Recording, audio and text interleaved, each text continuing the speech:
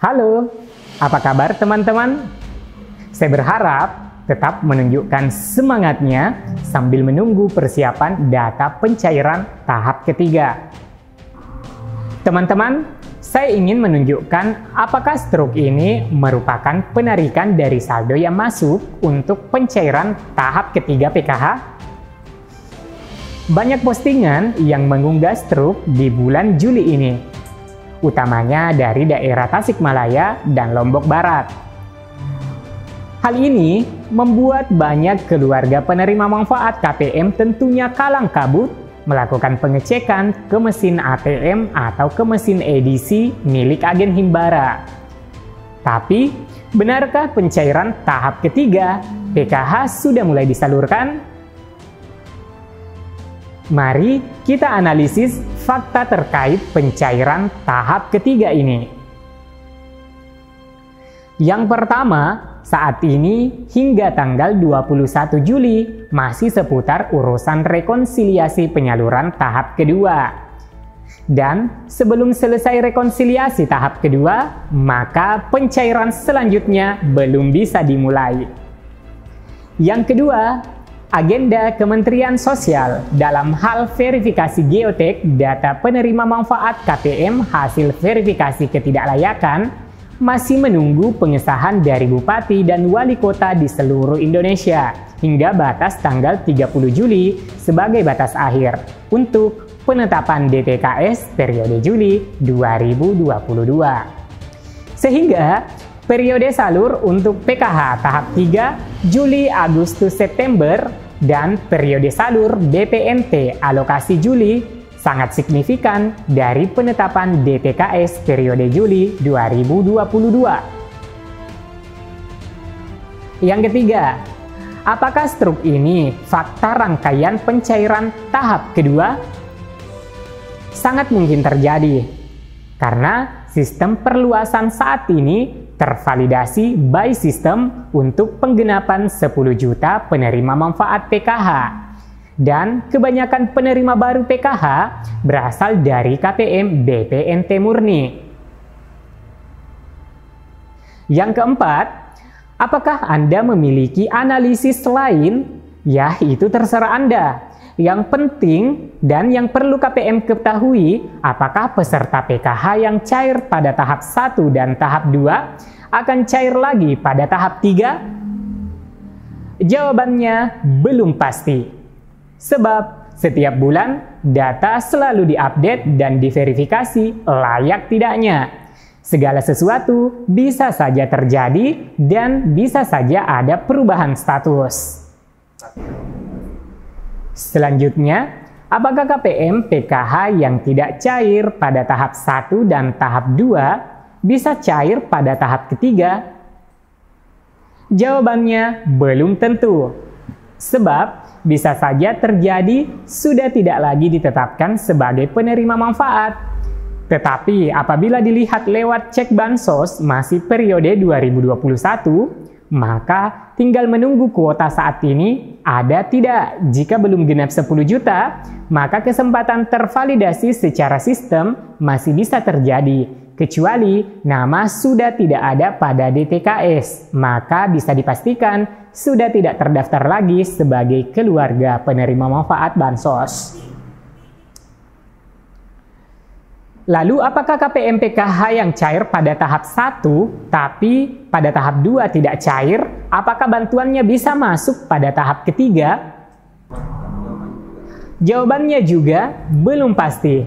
Sebab tergantung hasil update serta verifikasi kelayakan dan apakah masih terdaftar atau tidak di DTKS, karena bisa saja namanya sudah tidak lagi ditetapkan sebagai peserta atau bahkan tidak muncul pada daftar anggota rumah tangga di DTKS. Setiap tahap itu akan dilakukan pengesahan melalui SK penetapan keluarga penerima manfaat di tiap tahapnya. Jadi, belum tentu KPM yang ada di tahap kedua sudah jelas menjadi penerima manfaat di tahap ketiga. Adapun jika pada tahap kedua lalu masih menerima di tahap ketiga karena masih memenuhi syarat kepesertaan dan sasaran program PKH, dengan ketentuan datanya valid dan padan Dukcapil, DTKS, Dapodik bagi anggota keluarga yang berkategori pendidikan. Dan untuk KPM PKH yang tidak menerima bantuan pada tahap kedua lalu, berarti bukan lagi KPM PKH. Dan apakah kemungkinan akan bisa kembali menjadi peserta PKH pada tahap ketiga besok? Catatan penting ya teman-teman, bahwa kuota penerima PKH adalah 10 juta penerima manfaat. Jika pada tahap 3 belum mencukupi 10 juta penerima, maka data yang diambil itu adalah data yang ada di DTKS, termasuk dengan data pencairan PKH sebelumnya.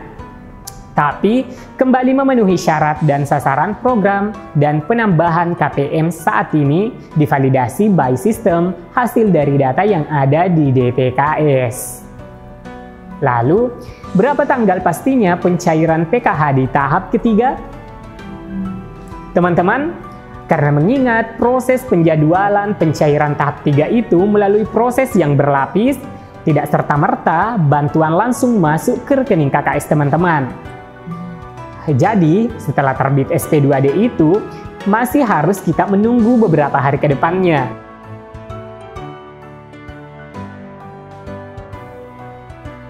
Nah, mungkin teman-teman bertanya, nama sudah ada di daftar SP2D, tapi saldo masih kosong juga. Nah, memang begitulah prosesnya, dan tidak instan, karena melibatkan berbagai lembaga hingga sampai pada rekening keluarga penerima manfaat. Nah, teman-teman, karena begitu kompleksnya proses pencairan PKH itu ya teman-teman, makanya untuk memastikan tanggal tepatnya pencairan itu hanya bisa diprediksikan. Setelah nama teman-teman terkonfirmasi dari pendamping bahwa nama teman-teman sudah ada di dalam daftar SP2D, jangan langsung mengecek sambil menunggu instruksi pendamping untuk melakukan penarikan bantuan. Karena pendamping PKH membutuhkan tentunya pelaporan penyaluran dari penerima manfaat PKH yang didampinginya.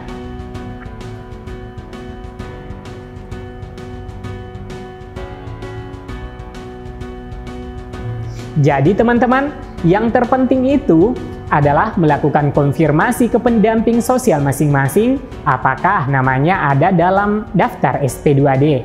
Nah, ketika nama sudah masuk di dalam daftar SP2D, ya cukup menunggu masuknya ke rekening saja.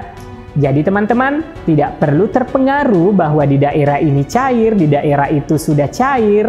Itu belum tentu terjadi di daerah teman-teman.